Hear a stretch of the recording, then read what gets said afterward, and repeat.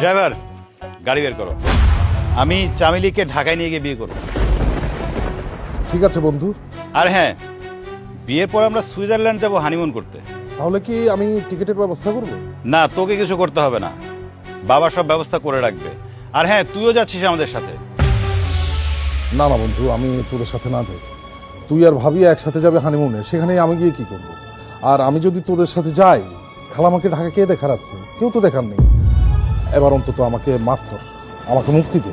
বাবা সয়ন, এই তোমরা কি এসব আলাপ করতেছো? হ্যাঁ, এই ড্রাইভার তোমার কইতেছে ড্রাইভার, আবার ড্রাইভার নাকি সুইজারল্যান্ডে যাবো হানিমুন করতে, বুঝতেছি না তো কিছু।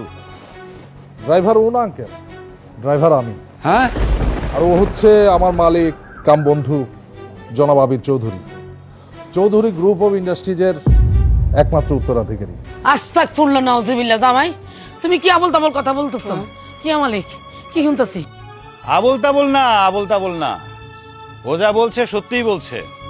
হ্যাঁ, আপনাদের এখানে আসার আগে একটু প্ল্যানটা চেঞ্জ করেছি। আমি ড্রাইভার সেজেছি আর আমার বন্ধু মালিক সেজেছে। না না না, এইটা তো হইতে পারো না, এটা চিটিং। কোনটা চিটিং? আমি ড্রাইভার সাজা, নাকি বাড়ির মালিককে বাড়ি থেকে বের করে দিয়ে তার মেয়েকে কাজের মেয়ে বানানো, এইটা চিটিং? কি বলতে চাইতেছো তুমি? আজ থেকে 20 বছর আগে ওর বাবা মা মারা যায়। মারা যাওয়ার সময় আপনাদের হাতে ওকে দিয়ে গেছিল। আপনারা কি করলেন? ওর দায়িত্ব তো নিলেনই, সাথে সাথে ওর বাবার যা বিষয় আশয় সয় সম্পত্তি ছিল সেগুলো নিয়ে নিলেন। আর ওকে বানিয়ে রাখলেন এই বাড়ির কাজের মেয়ে। না, আপনি এগুলো কি বলতেছেন? আমি ঠিকই বলছি। আসলে আমার বাবাই আমাকে এখানে পাঠিয়েছে। এই মানুষটা আমার বাবার বন্ধু না, আমার বাবার বেস্ট ফ্রেন্ড ছিল আপনার বাবা। আমার বাবা আপনার বাবার বন্ধু ছিল? জানেন, আমার বাবা এখনো আপনার বাবাকে মনে করে, অনেক মিস করে, মাঝে মধ্যে আপনার বাবার কথা বলে। আমার বাবা জানতো না যে আপনার এই অবস্থা। কিছুদিন আগে আমার বাবা জেনেছে আপনাকে এই বাড়িতে এনারা কাজের মেয়ে বানিয়ে রেখেছে। তাই তো বাবা প্ল্যান করে আমাকে এখানে পাঠিয়েছে। আপনি ঠিকই সন্দেহ করেছেন ভাবি। আবির কোনো সাধারণ পরিবারের ছেলে না।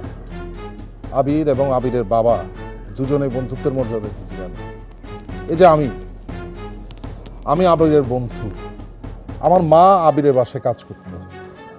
আমার মা মারা যাওয়ার পর আব্বাজান মানে আবিরের বাবা আমাকে কোলে পিঠে করে মানুষ করেছেন, আমাকে পড়াশোনা করিয়েছেন, মানুষের মতো মানুষ করেছেন। আবির আমাকে সবসময় বন্ধু হিসাবেই জানে। আমি কখনো আবিরকে মালিক হিসেবে জানি না, তাকে আমি বন্ধু হিসেবে জানি। সে আমাকে কোনোদিন ড্রাইভার হিসেবে ট্রিট করেনি, বন্ধু হিসেবে ট্রিট করেছে। কি বলিস তুই এসব? তুই তো আমার ভাই।